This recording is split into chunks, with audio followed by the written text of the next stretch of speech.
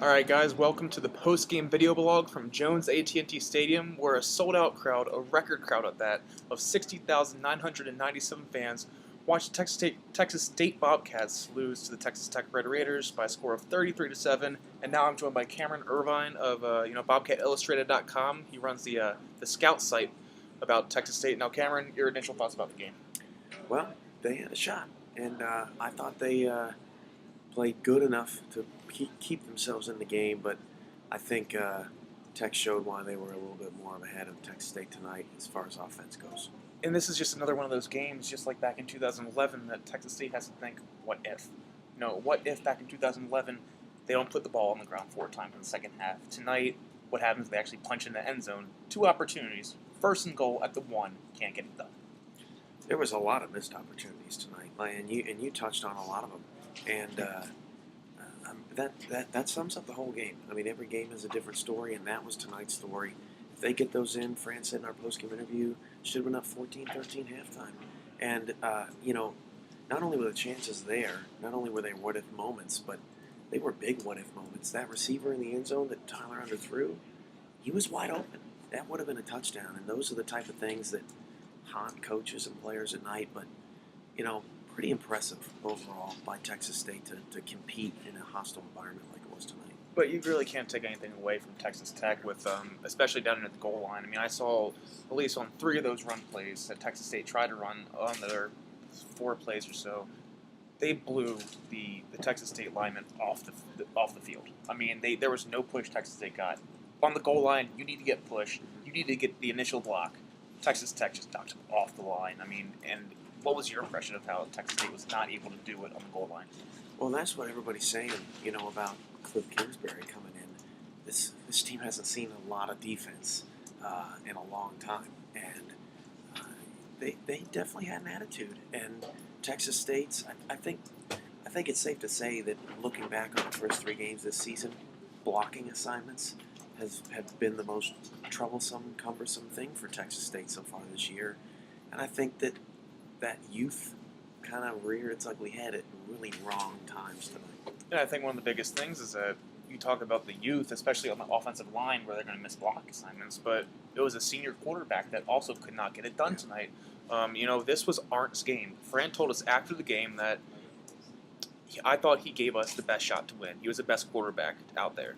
Jordan Moore wasn't suspended. Duke DeLancelotti was still available to play, but Franchione felt that Arndt was the best quarterback, and he did not show it tonight. I mean, do you think this was his shining moment, that if he was able to at least lead them to maybe an extra touchdown, there would be no questions the rest of the way who the man was? Yeah, I think so, and I think that because of what he did against Southern Miss, I think he got a little bit further of a leash tonight than maybe we've seen in the past, and you just you kind of wonder if maybe he's playing it too safe, because it's almost like he doesn't want to lose it, whereas he's not maybe going after winning it, so to speak. Is that how you would characterize it? I think more so that he just is not used to the leash. I mean, he's used to he's a dog on the chain that has like a 3-inch leash. Yeah. As soon as he runs, he's going to get collared. But tonight he was, okay, I can fumble it. I'm still in. I can fumble it again. I'm still in. I throw a pick. I'm still in. I mean, those were flip-flopped around. But still, I think he felt like, okay, if they're going to give me this much hope, I got to do something eventually. And it just was not there. And I don't know that Arndt had a bad game. He just didn't have a good game. Yeah. It was one of those run-of-the-mill performances that we are starting to see maybe a little bit more common. And most games, if Texas State's defense plays like they did tonight, that's good enough, and that's okay. But when you're trying to pull an upset, you need a little pizzazz. And the one pizzazz play that he had on that crazy throw to Battle in the first quarter, that's kind of what you need all night long. So, and it got them down to the 1-yard line. But yeah. But anyway, next week the Bobcats return home to Bobcat Stadium to face Wyoming, another high-scoring offense. I mean, but they look good tonight, against an offense, I guess, in Texas Tech that's still finding their way. Mm-hmm. I mean, they want to be putting up 50, 60 points a game, but it hasn't happened yet without, the SFA game notwithstanding. I mean, that's SFA, not tons against SFA. But yeah. Anyway, but now the Bobcats just need to come back. How important is this next game because this is a tough stretch at Tech, Yeah. Wyoming, Louisiana Lafayette, Louisiana Monroe. How important is it to not start 0-2? And this is one of the probably the second toughest stretch of the year. I think at the end of the year, that's really gonna, and maybe this is the toughest stretch. But they're trying to win 300 for Fran, if I'm not mistaken. Yeah. On Wyoming against Wyoming 200? next week, and 200, 300, one of those. 299, I believe, is what he Okay. has. Yeah, and I think they're trying. If not, he has 298, but I Yeah. think he has 299. But Or 190. No one of those numbers. yeah, they might.